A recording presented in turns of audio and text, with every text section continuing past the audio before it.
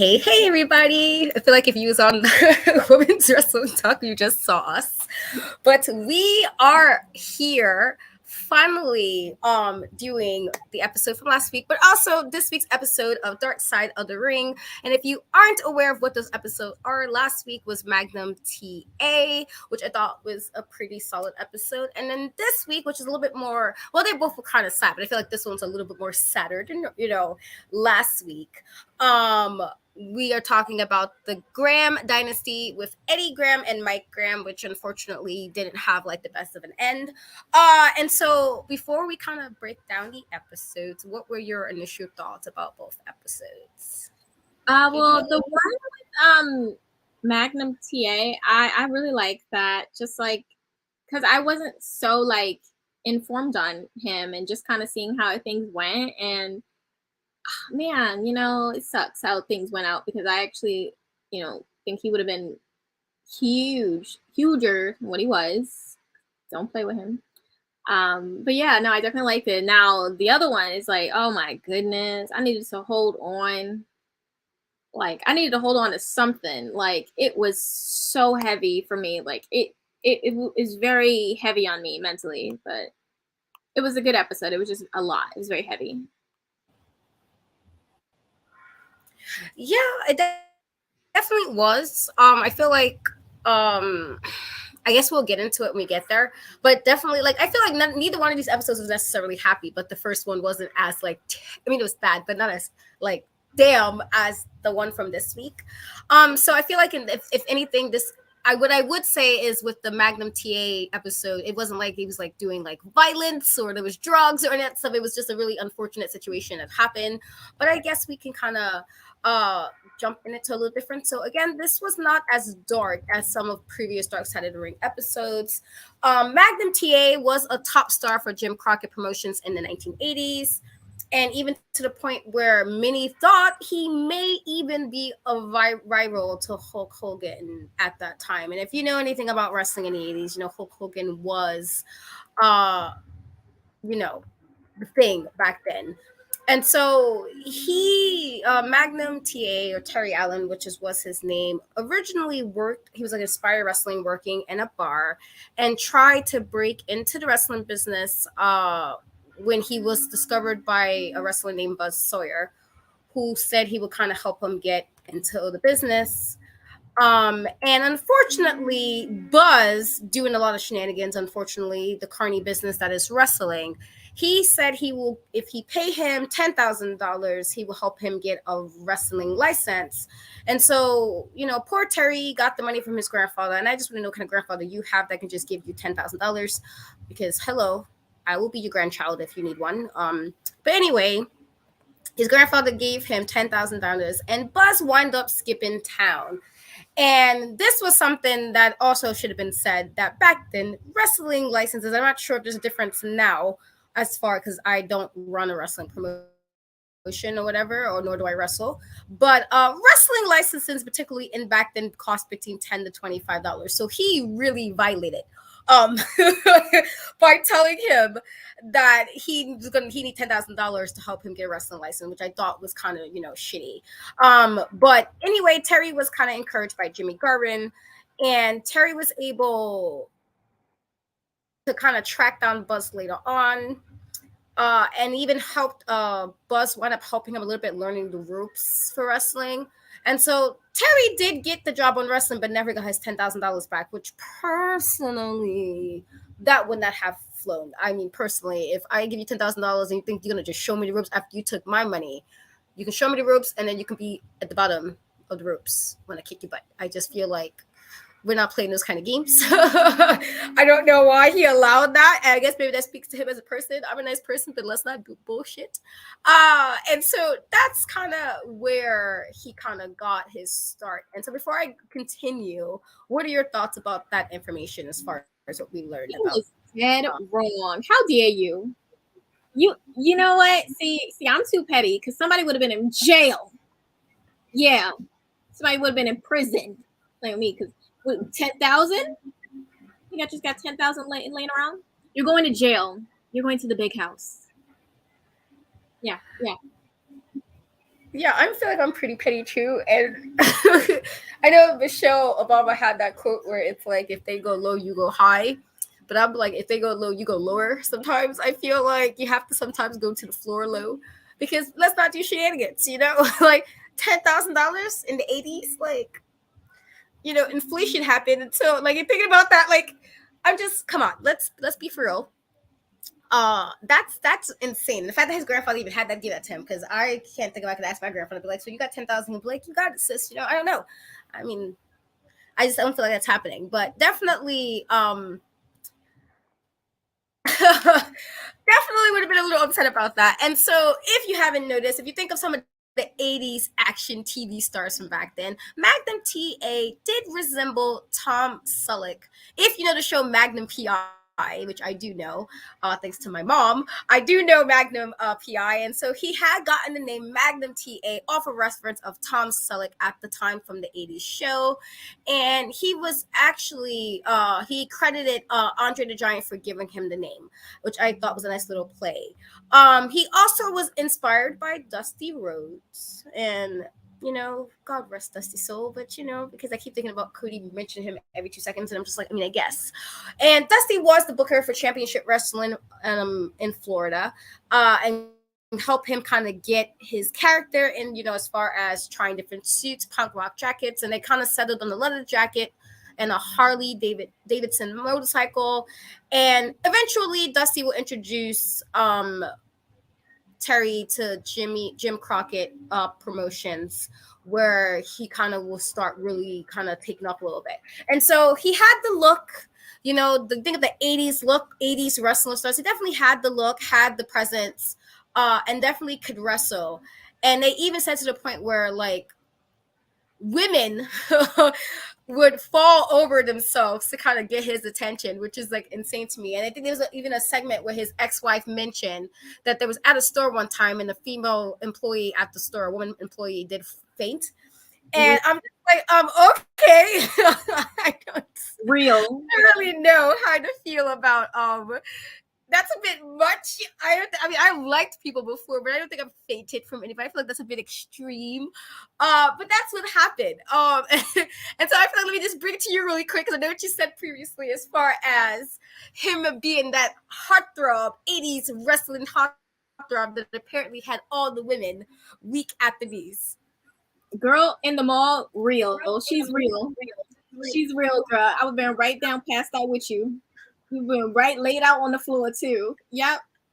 It was giving baddie. That's all I can say. Definitely. It was giving. That's it. Yes, it's unfortunate. Again, wrestling unfortunately can be very carny. And so people sometimes will get scammed and treated unfairly. And I have been fortunate. I don't wrestle, but as far as what I've worked for, I haven't had really any issues with that. Let's hope, fingers crossed, that doesn't happen. But yeah, it was just I guess them explaining that was kind of funny because I'm like, really? Okay. I guess if people fit in and stuff, that's a bit much. And so anyway, Terry or Magnum TA wound up really getting over with the crowd, which I thought was like really cool to kind of see, and definitely was on the path towards being the main event.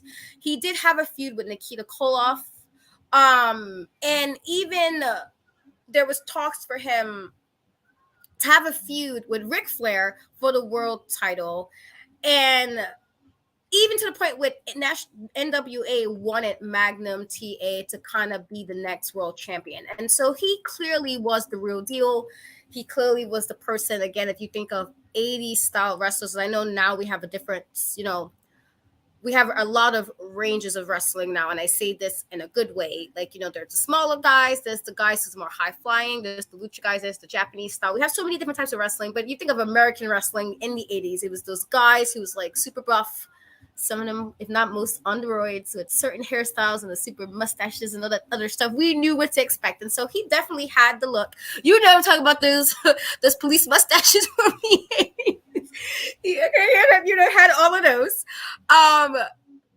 he definitely had a hey, thank you for coming in. We just saw you at WWT. He definitely had the look, and so unfortunately, because like I said, I did appreciate that a lot of this episode did speak to the fact that he actually was somebody who could have really been the next big thing, and we now get to the part, I guess, where it kind of gets a bit sad, where he has a bit of a car accident, and so they did show the picture of the car. And so on October 14, 1986, and it was clearly before I was born, Magnum T.A. was driving home from the rain after an event. He had his Porsche 911, and his vehicle kind of, he tried, I guess, to hydroplane in it and lost control. And the car wound up smashing into a telephone pole at high speed, which broke the pole in half and trapped him inside the vehicle. He couldn't move, and the police had to kind of cut the roof off with the jaws of life. Now, if anybody knows what the jaws of life is, I think I've only seen that. Like once, where somebody had to get cut out of a car like that, and I mean in person, and it's because I was stuck on the thing when it happened. But it's a bad when you have to get cut out of the car like that. Yes, y'all know about those 80s mustache. It was like the typical cop mustache where they're probably ready to start some stuff, but they had that mustache right. They had this mustaches right there. And so we got to really see that in him, which I thought was pretty cool. Yeah, this was before I was born, but I do remember hearing about it as a kid, I believe, as well. So it's unfortunate. Love you too, Shanties. Hey, love you very much. But yeah, this is, where it started to get sad, because I'm like, oh man, that's terrible. And they did show the car. The car was completely a wreck, and I'm honestly surprised that he lived. And so he did need immediate surgery, and they was worried because of the fact that the injury to his spine kind of put some stuff in. Spinal injuries are really funny, and that he paralyzed from the neck down.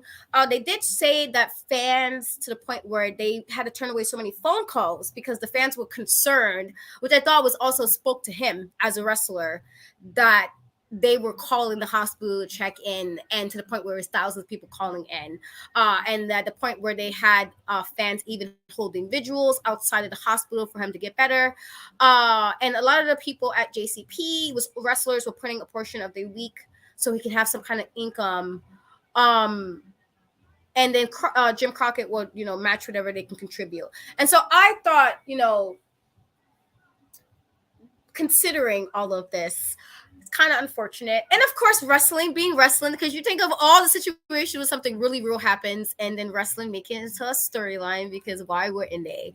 They did make this into a angle, because they said they couldn't have some people visit him because of kayfabe. So Ric Flair, for instance, because they were in the angle, could not come and visit him, and so he had to kind of sneak into the hospital in the middle of the night. And then Bill Apter, I believe he was a wrestling journalist, he was able to come in, and so they did a story on Nikita Koloff, who had a picture of him on a cover saying that he's grown to respect T.A. Magnum during a feud. And then they said they kind of showed him in the hospital for fans to kind of get behind him for being the next challenger for Ric Flair's title. So before I continue from there, what are your thoughts leading up to this? Oh my God, I was so sad. No, because it sucks, because it really did, like, just from how they were building him, it really felt like he could have really been something huge. And just for it to be taken away for something so little, it was really heartbreaking, honestly. Yeah, and just like the stuff with them, like, I thought that was so cool of him to do the whole thing of making it into a storyline. Like, I was like, yeah, you're lit for that. Like, hell yeah. Like, I have respect for that, because, he loves the business so much that he was like, you know what? I'm going to, I can't do much right now, but I'm going to do what I can. And that just speaks to him as a professional in this business. Like, he had bigger fish to be frying at that moment, and he still put that as a priority. Like, I have so much respect for him. Like, yeah, that was cool. Yeah, it definitely was unfortunate that it happened that way. And so eventually Magnum T.A. will return to NWA at an event in 1987, kind of walking with a cane. And but unfortunately, because of this accident, he would never be able to wrestle again. So he did like non-wrestling roles, which included commentary. But unfortunately, he was not able to wrestle again. And this was I say unfortunately because there as you know how any type of athletic situation, sometimes people do not have a plan B. A lot of times, anybody in kind of sports or anything that requires you to be athletic, they put everything into being this. And so when it's gone, it's like, where do you go from here? And I feel like this is kind of what happened with him, because there was no plan B, not only for him but even for the promotion, who already put all these plans into going behind Magnum TA being the champion. It was all this stuff they were doing, and it was kind of gone now because he couldn't wrestle anymore. And so eventually they did say that, Nikita would challenge Ric Flair for the title. He didn't win it. And then Ron Garvin will take the title in late 1987, but then he'll drop it not so long after that. And so it kind of just said that the company kind of putting everything into Magnum TA, left him with no legitimate options since he could no longer wrestle. And then obviously Jim Crockett Promotions was purchased by Ted Turner and would be named WCW. And we also know what happened with WCW, as we wound up getting also into what is now fully with ECW and WCW as WWE. And so I feel like it was sad for this episode. Uh, but not as bad as some of the other episodes. Um, and maybe if before everything really, if what's how I want to say this, if they really could have kept, if he didn't get injured or anything, he might have been somebody that could have even went head to head, for all we know, with Vegatus Man during that time, just because of like how like people loved him. Clearly, he had the sex appeal apparently for women. I mean, I don't. I don't get it, but I mean, I guess because me, like, hello, me and Roman is like to the end, and so I get it. See Roman, I'm gonna faint, but I'd be like, you know what? Let me just take a look. You tall glass of something. I'm just saying that. I totally understand it, and so um, it's unfortunate though that it really could have been the sky's the limit for him, but it was not that. And so it kind of, him being gone kind of left a hole in Jimmy Crockett Promotions, but it also kind of put a really quick end to what could have been a really fantastic career, especially for somebody during that time. And so that was truly, truly unfortunate. I do agree. I do love a well-spoken person.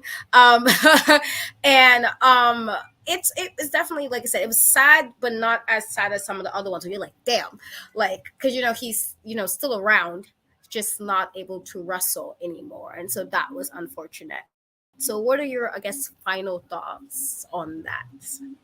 I'm glad that he was able to find new life and find new things to kind of put his drive into, because I know it must have been, so hard to walk away from that and not have that any longer, especially when it's like at the moment you didn't have a plan B, but he made his own plan B.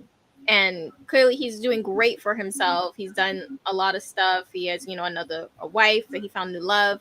So I love it, because it's like, it just makes you feel good, because some of these stories end so badly. And while it sucks that things didn't go the way that I'm sure he would have wanted, or many people would have wanted, he still was able to have a life. He's still, around. So I think that that's as great an ending as you can have, and yeah. That was a good episode. I enjoyed it a lot. And his wife's voice is so like, well, his ex-wife's voice was so like calming. Like, I could listen to her talk all day, actually. She could read me a book to sleep.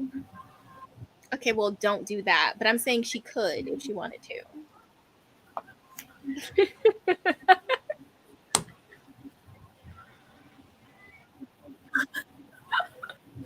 Now I'm curious about what you want to say, because I'm like, oh.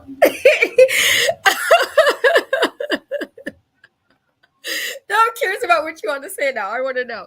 But Well, yeah, he was I giving I, baddie. I He was definitely giving think in baddie, that regard though. it was a lot more. I mean, I'm gonna have to. Those '80s types was not my type. I have a type and it's not them. Mine fall under the long hair type situations. Like the Roman in the Sean and the Jeff. Did you see? There's clearly a pattern. Uh that is that is true. That is true. Yeah, that is true. So for me, not doing much, but she like, okay, yes, he definitely is, and we know how. At least I know how I feel about Tessa. I guess people want to be forgiving. But Katrina, just I'm gonna have to side eye people when y'all say racist things. I can't just be like, okay, man, you said sorry. I'm like, are you sorry? I don't know. But in regards to like I said, with it could have been a lot worse. Considering some of these other Dark Side of the Ring episodes where it's like, goddamn.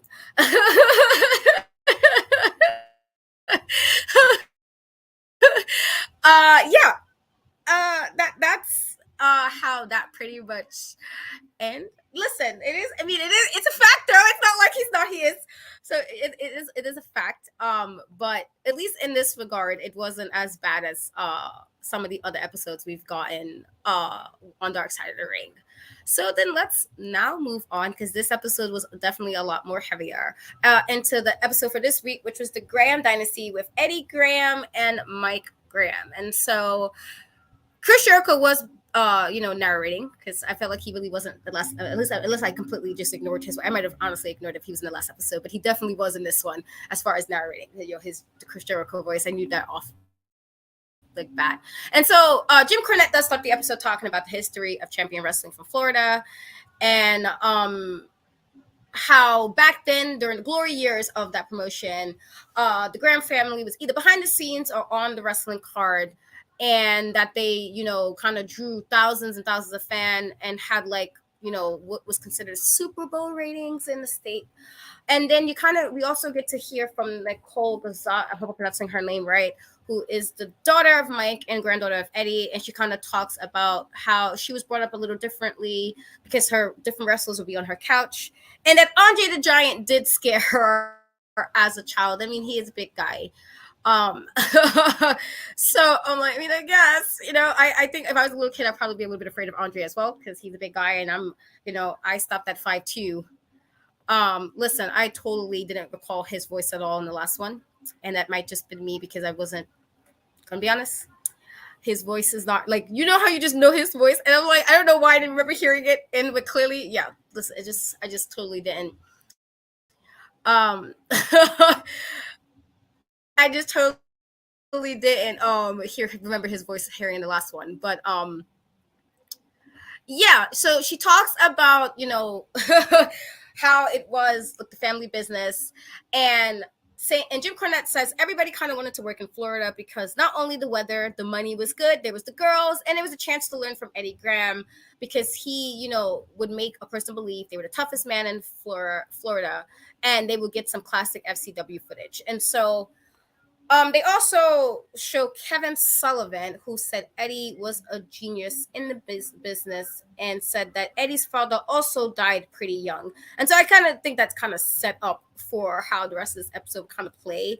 But before I get into more of the episode, what were your thoughts, I guess, as far as the opening part of the episode?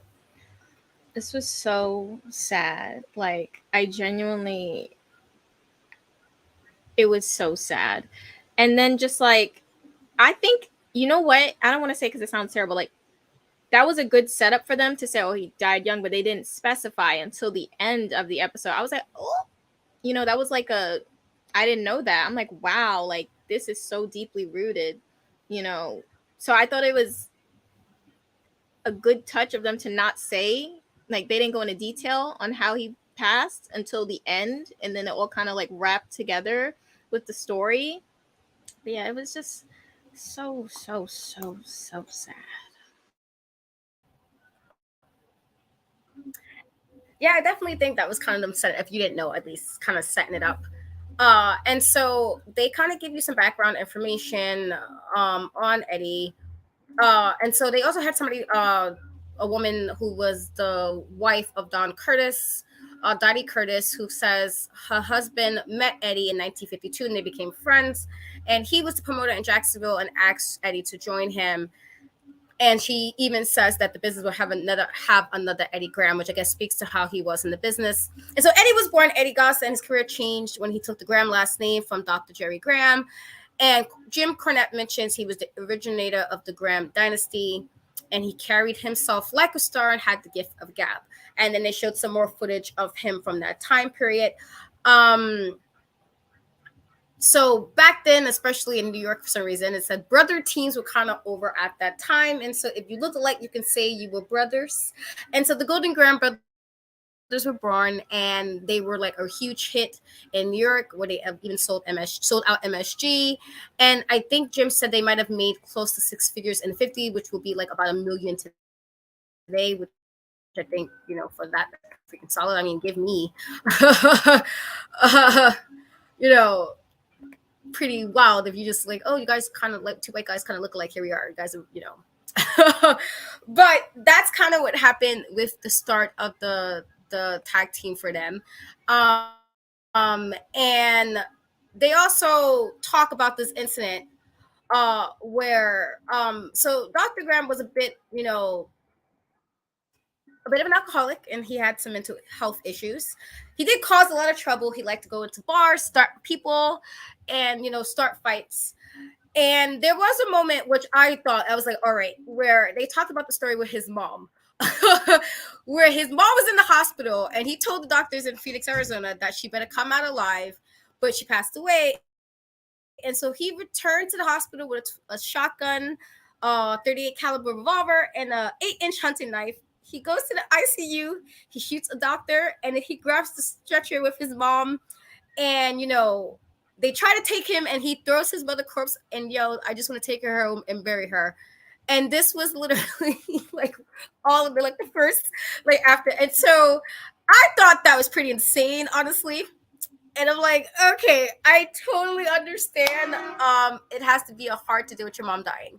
My mom is still here, and so I don't know what that feels like. But I still think the fact that you went into not only a 12-gauge shotgun, you went in with a 38 and then a knife, which is like a whole bunch of nonsense. And I feel like would your mom been okay with you doing that? I feel like there's just, and I'm gonna have to just put this comment up because you are absolutely right. I do not know how he wasn't arrested, because that's insanity. I get that you was probably really close to your mom, and that's perfectly fine. And again, I don't understand that grief. I've lost people, but my mother is still here, so I don't know what that kind of grief is. But I feel like that's a bit excessive, and you're not gonna be shooting me, and then it's gonna be all regular, like you just walk out all regular. And so by this point, Eddie doesn't want to be partners with Jerry anymore, and he leaves New York and goes to Tampa, kind of where he settles. And he kind of, in Florida is where he was eventually one of the biggest stars ever in Florida, and was able to buy the territory over there. So before I continue, I guess, who are your thoughts on that? My jaw hit the floor. My jaw hit the floor. What? You did what? Did you see my tweet earlier? I was like, he did what? What is going on? You're talking about, oh, you couldn't be partners with him. So you went on and you partnered with him for a little bit before? That's like the last thing. You would have called me and told me that. I'm like, cool.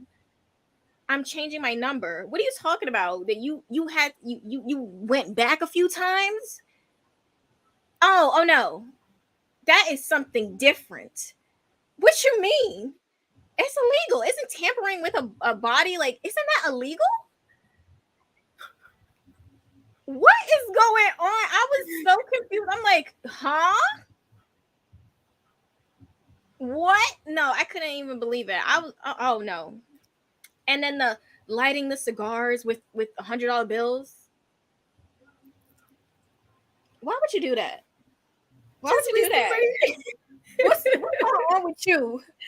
What is going on with you? That was interesting. I really was like, my jaw hit the floor. I said, what?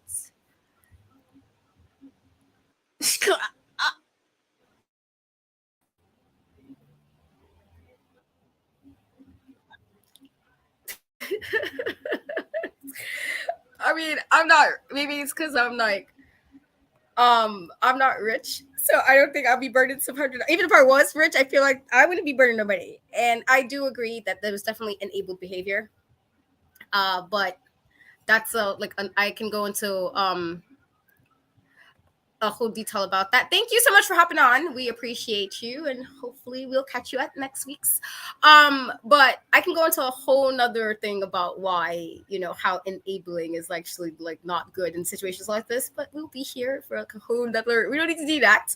But it was definitely a lot. And so next they speak to B. Brian Blair, who says he started wrestling in 1977 in Florida, and he talks about the Army in Tampa and how hot it was. And Nicole mentions, on Tuesday nights, that's when they would kind of give everything to become the big stars. And that's kind of how he became good, had good relations with Vince Sr. and Vince Jr. And so there's also some more about Jim Cornette kind of talking about, the rundown of NWA and how Eddie was the president of NWA twice, but also that Eddie was a violent person and did what he wanted. You either did what he wanted or you were out. And he wanted his wrestlers to kind of really do like some violent things and make people believe it. And said if his boys lost a fight to a mark, as he said, they were fired, as they always had to protect the business, and that they pretty much said it was kind of like a torture chamber in the torture chamber in the basement where they would kind of weed people out to be wrestlers. And then he said he was not really. Blair did say he wasn't so proud of some of the things he was asked to do, and they were even told to break people's bones during all of this. Another story, Sullivan told a story about some guy who was supposed to be booked for some shows, and they're not sure how he got there. And so he was in a match, and he was told to make him look good. And he said, if he doesn't come back bleeding, you are through, to Sullivan. And so he said, I kept my job. You bet I did. And he said that was one of the worst things that he did. Sullivan also says that Eddie was a go-getter and kind of expanded out of the business. He wanted to write checks instead of receive checks. He kind of got involved with charity in different parts of Florida. He helped raise the profile in amateur wrestling. It was like considered a rock star of the state. He even had some politicians in his pocket, and it was a big deal for them to be on FCW TV. And so I guess we there, because I feel like it got like more and more crazy. What are your thoughts about that? Because I was like, gonna be me, but I gasped when they said the whole thing about that. Oh, he needs to be bleeding, or you won't have a job. What? That is very scary to me. Like it's never that serious. Like I understand, like wanting to protect the business, but like, honey, get some ketchup. Like, come on now, this is crazy. If you want to see some blood, like what? This is crazy. That just really, really threw me for a loop. And I feel like now, like, wrestling is like this larger than life thing, and it's makes sense that he had all these people that idolize him, because even today, like, they send belts to NBA, like, playoffs when they win stuff. Like, it's that important. Like, wrestling is so like idolized, like, which is like, I feel like people don't talk about how idolized wrestling is by everyone else around it. Like, it's something else, and I don't think it's changed from even back then, obviously. So I'm not surprised that he had all these people in his pocket. Like, they probably was like, oh my god, it's my favorite. Like, But when you think of fans now, and let me be clear before something I say get misconstrued, because people don't know how to have comprehension skills. I always appreciate, because wrestling fans are who watches the shows, and so we appreciate that. But we all know there's those certain wrestling fans who take wrestling a little too seriously, and you would think that somebody then hurt their parents the way they be acting. They're a little too involved, where they get real offended with storylines. They get offended if you don't agree, and it's like, okay, relax. And so this was before we got a peek behind the curtain with social media and stuff. I can guarantee you it was a lot worse back then. And so I don't know, I just thought like half the stuff was absolutely insane, and I'm like, how is like y'all praising how good he was, and then he did all this stuff like that? I feel like that diminishes some of what he's done, no matter how good he was in the ring, because it's like, you was a terrible person, like you was a terrible human being. I don't know how everybody was like, oh, he was so good, like, so we all just not gonna question like all of this other stuff. I guess. And so they also talk about one of the main problems he had was alcohol.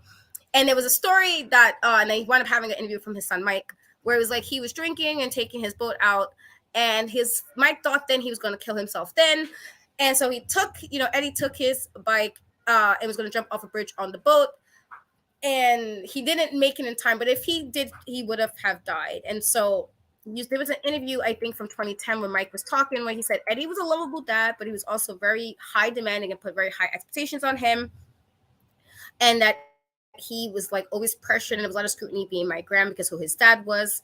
And then Jim kind of mentions that Mike was shorter and didn't have necessarily the personality like his dad, but he had the knowledge, and that he was a good worker, but and was in a lot of tag teams, and he never wanted to be the big star like his dad was. And then he said he blended in better, well with the boys, better than most people did. That was son to a promoter. And then they showed some more FCW footage, which I thought was pretty solid. And then Sullivan also said he was honored to be Mike's partner and his opponent, and that he was never going to back down and couldn't go home after getting his ass kicked. And it kind of said, Nicole talks about, her dad coming home bloody, sweaty, and smelling like alcohol, but that was a normal thing for them, which is also like, again, I'm not sure why that was such a normal thing. And then they explain again, FCW got Ric Flair, Dusty Rhodes, Hulk Hogan, and that said that Dusty was like a surrogate son to the family, that Eddie took Dusty on his ring, and when Dusty kind of turned face, it set the territory on fire. And then there was, where things kind of start turning a little bit for Eddie, where it says he retired in his 50s and things kind of started really going down. He had 2 women he was torn between. There was some shady business partners, and then he was self-medicating, and also doing alcohol. And so like it was to the point where he'll get like cheap wine, after like almost every night when going home. And I think there was a story that was like there was one place he was said he was trying so desperate to get some one night that he found a bunch of used alcohol bottles in a nearby field and drank what he can get out of them. When this just that's like really really crazy. You think about it as far as alcoholism in that way, where you're drinking like used bottles to get just something out of that, which I seemed a bit much. And they said he was pretty much struggling, trying to find some meaning outside of the wrestling ring, and that even one time when Eddie went with his wife to the restaurant and nobody recognized him. He didn't know how to deal with that, and said he never really bounced back after that. And then one of the last checks he wrote to a liquor store, which was I think was $8, and he wrote "Peace of Mind." And so there was, I guess, where for him it shows Nicole was saying Eddie turned 55 years old, and she said, what did he get for his birthday? And he said he told her he got 55, and he said back 55 years. And she said then is when she realized that it would be over, then when she said looking back on it. And so unfortunately after that, they showed an interview from Mike Graham saying from 2010 interview that it was the Super Bowl between Miami and the San Francisco 49ers. And he got a report page from the box office and said that his dad shot himself twice, and that the bedroom was a mess, obviously. And he said when he got to the hospital, he already knew his dad want him to be in that condition, and so they pulled the plug and he died 5 minutes later. And so I was like, well, damn. Okay. And so yeah, that, and I'm not laughing as in funny, I'm laughing like, damn, like you knew your father well enough that you knew he wouldn't want to be there because clearly he was sad. And then it's also sad, and I feel like I've said this before, the one thing I sometimes, which is why with anything athletic wise, again, it's like sometimes you get so wrapped up that you don't know what to do when it's over. And it's like that's always a sad thing. And I am kind of glad, even though the Undertaker had a lot to say about it, like wrestlers have other outlets, so like, or doing other things that they can do that's not just wrestling, because you can't wrestle to your 100 as much as Ric Flair would think he can. you cannot wrestle to the end.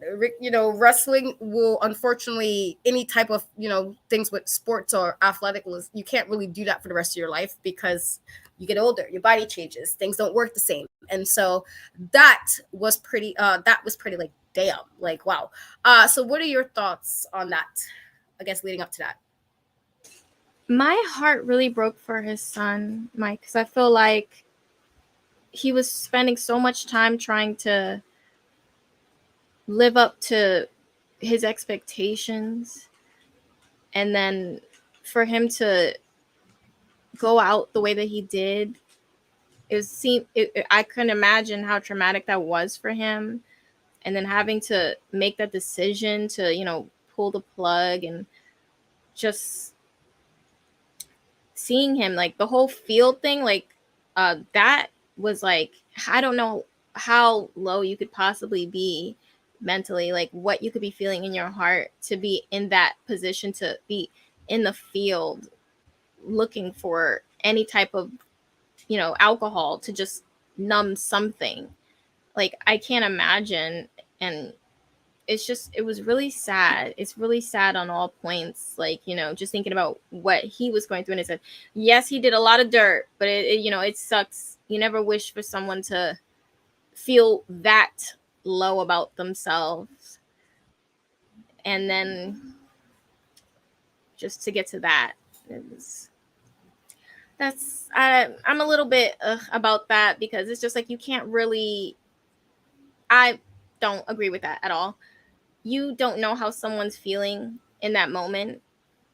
Till you are in someone's mind dealing with depression and those feelings, you cannot speak on it. You just cannot speak on that. Like, you just don't know. You don't know. It's so deep for some people. You just have no idea. It just, you don't have any idea. You really, really don't, because you don't know what you're. Okay, they stay around. What's staying around? Because they're slowly deteriorating that whole time. You're not thinking it all the way through. Like, there's so many parts. I get the part about family and leaving them behind, but I also get, if someone is that, to that point, what are they, like, come on, But yeah, it's sad. Yeah. Um yeah, I kind of 50 and 50 on that too, because again, I am a mom, and so I feel like I don't, I struggled with depression and anxiety and stuff, and so I don't think that's not something I can see myself doing. Not that it's something you just do regularly, but I mean, in regards to, usually if anybody gets to that point, it's usually that's a bad place to be in, I guess, when you get to a point that's the option. That's usually they're too far, and not saying people, because if there's plenty of people who have attempted and they're fine now and they're, living now, but everybody is not the same in that regard, and so sometimes they think that's the option, and I don't know what it feels like to get to that place either, where Yeah. it's like you don't see any way out. But I also do think that this is why, and I say this specifically because I've heard this so many times with like other athletes, when it's like they can't play basketball anymore, they can't play football anymore, and it's like they're depressed, and it's like there's nothing else you want to do, or nothing else outside of that'll make you happy. And that's always a weird thing for me, because it's like, can we be to a place, where you find something that also gives you the same happiness, maybe not to the same exact level, but where you're not like, you don't know what to do with your life afterwards. So um and so they now talk mostly about Mike's taking over that territory after his dad died, but it kind of wasn't the same anymore. And it was also a little angle with the Free Birds, where they kind of dumped over Eddie Graham's legacy, and said Blair did say that he thought Eddie would have wanted him to do that, but Jim Cornette thought it was too far. And even after all of that, FCW did close their doors 2 years later, and this is also around the time where Dusty also left, and Vince was also, doing what he was doing with territories at the time, and so there was a lot happening uh, back then. There was also saying that Eddie had a really good relationship with the McMahon, so it might have changed how anything was. And then they show some footage of Mike working in WCW, where he was like I guess, mentoring the young guys. And he said that's when he started feeling bitter because he felt like people didn't really know the business, was writing these stories that come behind there, and he didn't particularly like that. And he said at the time, he was saying that you will sleep when you die. And it was mentioned about him having the tattoo Peace of Mind. I guess something about his reference to his dad, where a skull and some flames. His first tattoo he got at 40. And then he also started, drinking, where the drinking got worse after his father died. And, he had a license for, I guess, Mike Graham and Mike Gossip, which was kind of weird that he's able to get one like in regards to that. So he got a DUI during this, and they suspended one and not the other, which I'm not sure how he was able to pull off two licenses. And then he started to kind of get tough with his son Steven, and said he wanted him to be stronger and wanted him to be tough, and it mean he had to be mean and hurt him, which I thought that was kind of a weird thing to say to your kid, but I don't know. And so they show a picture of Nicole with her brothers, and that's when again, I feel like this episode did a lot of that, like kind of putting things in place for that reason. She said one morning she sent him a text and he didn't respond, so she thought he was working. And she was, I guess, wanted to check in and found out that Steven took his life. And I thought that was like, well, damn. Once again, she called Mike and told him not to come, and then said Mike told her that if he had Steven, they'd be burying both of them, as he would have taken his life right there. And so I don't know. I felt like Mike was dealing with whatever he was dealing with, he kind of took it out on his son, and I did,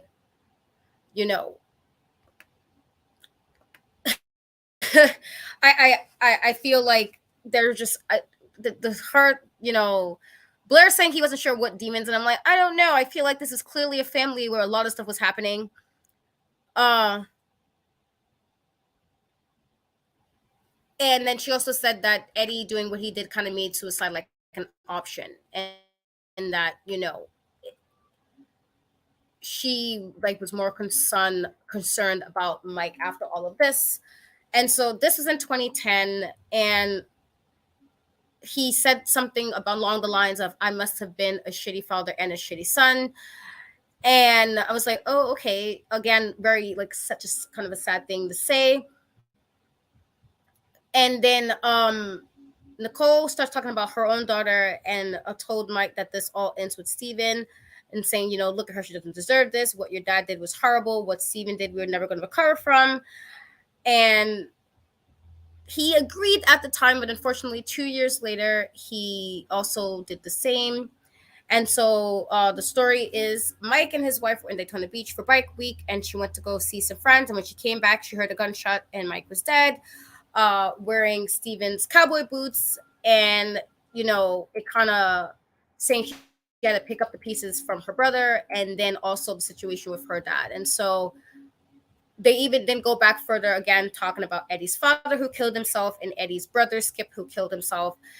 And it's like, apparently this is like 4 or 5 generations of just family members, going out this way. And it's a heavy, I guess, Solomon did say it was a heavy burden for Nicole and her daughter to carry. And then you see some, like at the end of it, Nicole kind of takes into the old army. She shows like the wrestling history and all that stuff. And then she said this will always be the house championship wrestler from Florida built, and said she tries to focus on good times, remembers what her grandfather does with love, and her brother was her best friend. And that even though she had a tough relationship with her dad, there was still love and respect there, and that she missed pretty much all of them, and wish that they can see her daughter kind of grow up. And then Blair and Sullivan did said that they wish that they had more time with their friends and all of that. And then, she also got the Peace of Mind tattoo, which I'm not really sure I feel about them all getting the same tattoo. But yeah, that was kind of pretty much the end of the episode. I guess I was really sad, especially when it was like the whole family for the most part. And I truly hope that, you know, Nicole, at least nothing happens with her daughter, because apparently this is like a very deep family thing. But what were your thoughts about the rest and the end of the episode? I thought it was really, really sad. I thought it was just a bad hand dealt to a family. Like, you know, there were just so much irreversible pain there. And, you know, sometimes when you're that deep down, you can't see another way out. You know, him wearing his son's boots, that tells you for 2 years that man was tormenting himself about the loss of his son to come to that point. You can't even imagine what the torment is to think about losing your child. Okay? You know, and to say, like, be strong. Oh my God. I don't know why I didn't think of that before. Like, come on. It's so much deeper than that. I just feel like when it comes to depression, it's a very sensitive topic. You don't understand what someone's going through. You don't understand what someone can handle. You know, sometimes it's just too much because you can have all these support systems. When you go to sleep at night, it's just you. And whatever's going on in your head is going on in your head. And sometimes it's too much. It's a lot of pain. It's a shame that it went through 4 generations. I hope that, you know, I pray and hope that, you know, the daughter, she breaks that cycle. Yeah. But they had pain. They couldn't find another way out. And I just really, you know, I pray for that family. And it's just unfortunate what happened. A lot of people were failed in different ways and they didn't see another way out. And I would never judge someone for dealing with that because you don't know until you're in it. To be crawling into a field looking for the last little bits of bottles to drink, where do you think someone has to be mentally? You can't really talk if you haven't been that low. You know, it's just it's a sad situation, and I really do pray for that family. Yeah. They do call alcoholism a disease for a reason. Like I said, I'm not really a drinker, so I don't, you know, I might drink one drink here and there, and that's maybe I'm more of a juice kind of girl. But it's unfortunate. It kind of made me think of, you know, the other family with like Carrie and them, where it was like, goddamn, the whole family. Like, it's one of those situations where it's like, goddamn, the whole family have this kind of like, you know, excuse me, the Ron Erics, because I forgot the last, just, you know, uh the Ron Erics situation also was extremely sad when I watched that episode. Just because it was pretty much everybody but one. And that's in itself is just tragic. And so to have this being where it's like a grandfather, a father, a son, like all of that, it's a lot. I do, and again, I know a lot of people don't like therapy, and I say this, and it's not even me saying it dismissively because I see one, but I say this like sometimes, you know, grief is a really weird thing. And I had to deal with that multiple times. And sometimes you need an outlet, and the outlet's not doing it by yourself. Sometimes you need extra assistance. And I get that, you know, especially back then, you want to be strong and tough and manly men, and you don't think you need help. But I feel like that's nonsense because clearly they did need help. Um, and, you know, I say this like for anybody who's actually watching this, like if you feel, you know, sad or you feel like, you know, that might be the answer, like please talk to somebody. And I know it's not always as easy as just saying something, and it sounds kind of like nothing when you're in that space, but most people want people to be here, you know, want you to be here. So I feel like just find an outlet that's a healthy outlet, or talk to somebody, or see a therapist, or find something that makes you happy. And I feel like at least, well, I feel like New York has it a little better with like certain things you can um talk to people a little bit easier now. But, you know, yeah, That's what I'm saying. Like, people are weird about mental health now, and it's 2023, and I'm like, depending on the race, mental health is a problem. It gets brought up depending on the race. I know what I'm talking about. Like, certain situations, well, the person's mentally ill, and it excuses bad behavior. And then sometimes it's like it's looked negatively, but I actually think if you can get a therapist, get one. Sometimes you don't even have to be anything super dire.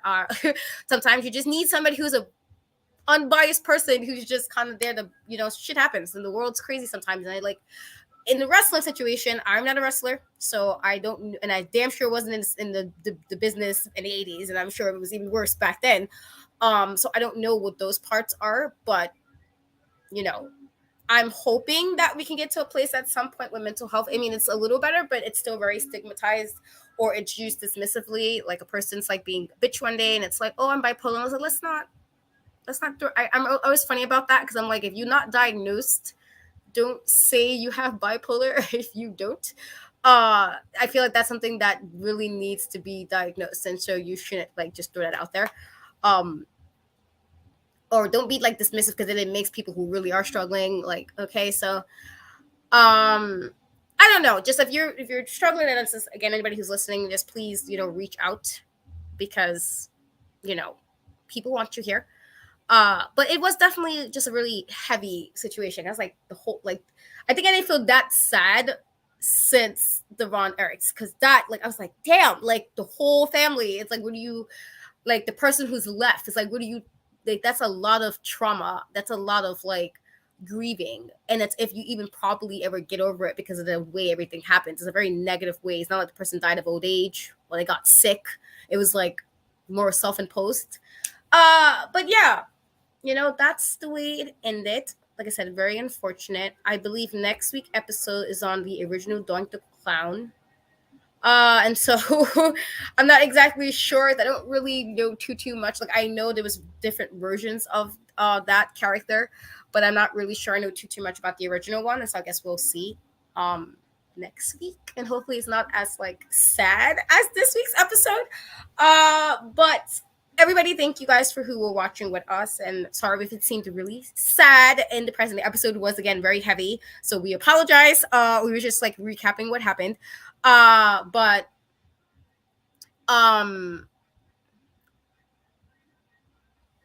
yeah, I used to feel that way of telling people shit, and now my thing is, when I hear that you're a strong person, and maybe I am, I always say like, well, I say things to people now is because I had got through a lot, and usually by myself, and there's people like who needs whatever it is that I'm doing, and so I leave it at that. So it took me some time, but I feel like, yeah, if a friend is your friend, they will understand and won't take it a personal slight as you're trying to bring them down too, because it's not meant for that. I mean, a good person, I hope. I don't speak for everybody. I mean, hoping it's not like this, like depressing. I feel like this was like mad, like damn. If it's sad, like as in like dark, like maybe he was like, I don't know. I'm getting tore up. They tear me up back to back. I can't. Yeah, I feel like some episodes you like got like it's a lot, but this is, yes, everybody doesn't have good relationships with their mom. I'm good with my mom, but I know everybody definitely does not have good relationships with their parents, and so I can't even say that's the. Yeah, yeah, I expect it to be somewhat dark. I just don't want it to be like, well, oh my god, like I can't do that. You don't want to be like. I don't even drink. I swear, I was like, yo, I gotta go to the store. I gotta get me a cup, because like this was crazy. Yeah. It was too much. Yeah. I felt like they set it up like the way I was like, all right, like damn. Like I said, I knew some of the story, because again, this is before my time. But before I started watching wrestling, but I didn't know to this extent, and so I'm like, hopefully, I'm like I said, I am glad we got the Xavier Woods playing his video games, and whatever you need to do, if you're making your TikToks, whatever it is that keeps you somewhat outside of wrestling, do that. Talk to your loved ones, get some moments of peace, even if it's like blasting some music or something. Just people are there for you. Please reach out. But yeah, Shay, tell everybody where they can find you and what you got going on. That was so sad, and we just could be like, well, anyway, you can find me at, and I'm kidding. Like, you didn't know how how to like transition into that because it was like really sad. So where can we find you? Not kidding. You can find me at Shay Sawyer _ on most platforms. You can find me at Shay Sawyer, just Shay Sawyer on Twitch. I'm gonna try and get back into the grind on that.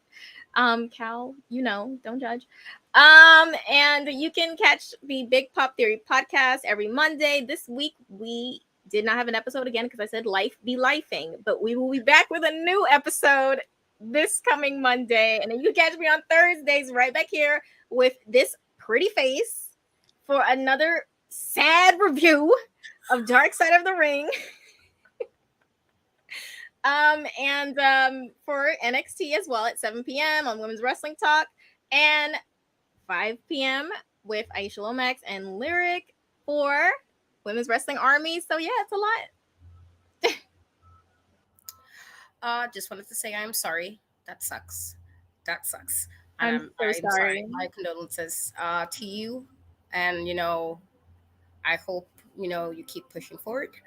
As for me, I am on most social media and Cat We Trust, TikTok, Twitter, Instagram, the E's the three. I did drop an interview earlier today on my channel with Journey Burke, who I thought, again, fascinating because I did want to do law at some point. I want to lock MF is up. But life was like, no, Katrina, that's not going to happen for you. So let's slide on to a different career. And so she's a lawyer turned wrestler, which I thought was pretty, again, cool because that's one of the things I wanted to do at one point. I also did drop my review of Extraction 2. If you are a Chris Hemsworth fan, it is if you're still on Netflix. And people did leave because of their raggedy password sharing shenanigans that they want to try to act like we can't just be buddy and share passwords. But I watched it at a premiere, so I didn't watch it on Netflix. And so my review of that is up. I will be having some more reviews and more interviews dropping in the next couple of weeks because it's been lifing on my end as well, and I've been really busy. And I'm a mom and all that other stuff, so it gets a little hectic on my end. You can also catch me on Women's Wrestling Talk on Mondays for a while, and on Thursdays at 7 p.m. Eastern for NXT with lovely, my the best duo ever with Shay doing NXT. And we will be back next week as well, 8:30, talking about Doink the Clown for next Dark Side of the Ring. Again, guys, we do appreciate you guys. Again, sorry that it seems so sad and so down, and that was not my intention, but the episode was sadder than last week's episode, and we did have to play catch up because I wasn't able to do it last week. But until next time, guys, and next week, we will see you here. Bye, guys.